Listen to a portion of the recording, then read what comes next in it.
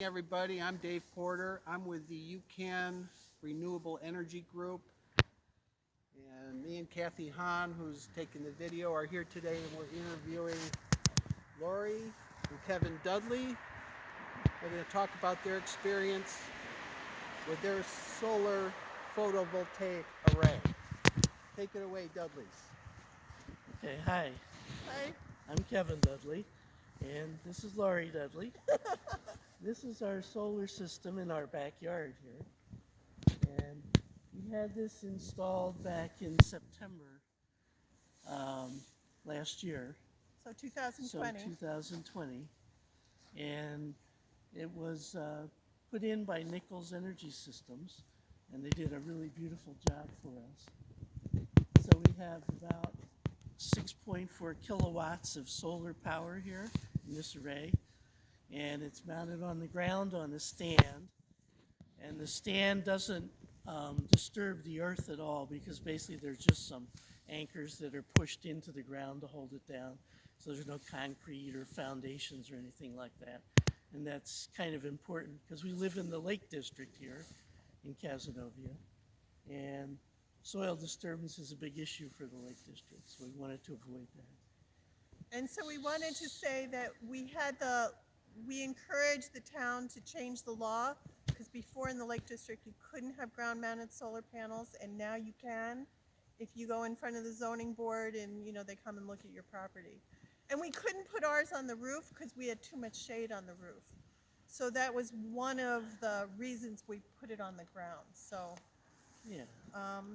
so you want to talk about how much So since we put this in back in September, we went through the fall, now we're in the middle of winter, you can see it's snowing and cloudy, but even on a day like today, we're getting solar power. And because it's mounted on the ground, I can clean off the snow.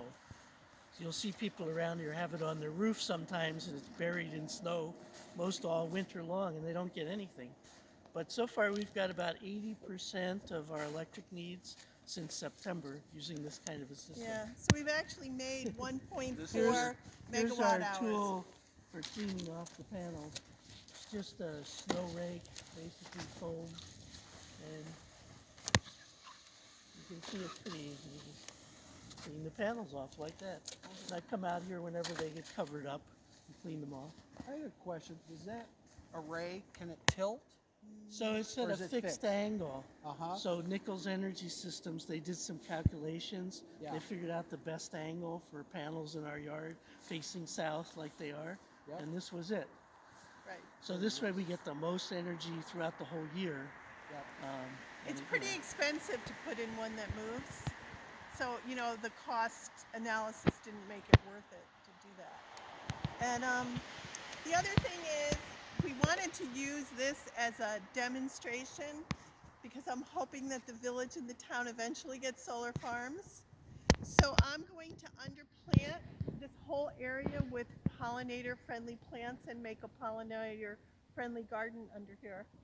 So I just got my seeds for that. So that was our other goal, is to try and use this so people can see what they can do in their backyard. Very nice. So you could picture, instead of 3 feet of snow, you'd have 3 feet of flowering plants all around here in the summertime. And of course, we do have a plug-in hybrid electric car, which is almost all electric, and we get to drive for free. Yeah, our panels cover our electric car as well as our house, all the electric needs. So it pretty much covers all your electric needs. By It's next year, designed to do that. Yeah. it's designed to be 105% of our needs. Yeah. Very nice. And every time I come out here and I look at this and I see how much energy we're saving and generating all this solar power, makes me feel good. Any other pros and cons that you've noticed, or?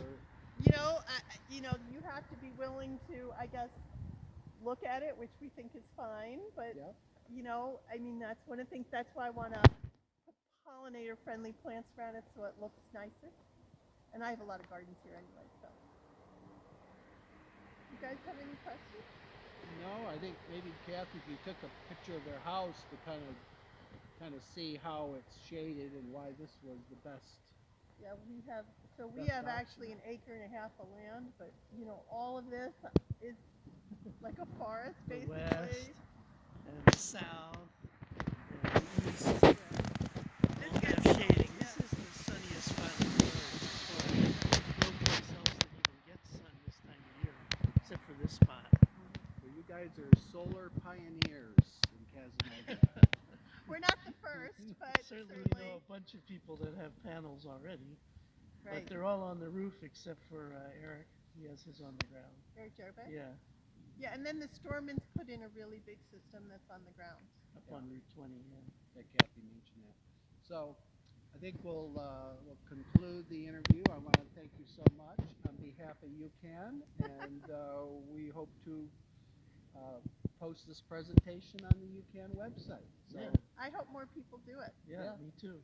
thank you. And don't Dudley. forget that there's a really good tax break for and they just extended the federal tax break for doing this. That's good. So there still are incentives. There are incentives, 26%. substantial ones. Yeah. We It's only New end York. up paying about half what the panels cost Nice. at Yeah. the end of all the tax breaks I and think it's even incentives. less than half. Less when it than was- half, Yeah, actually. less than half. Excellent. So it's good. All righty. Well, All thanks right, again. Thank you. You're welcome.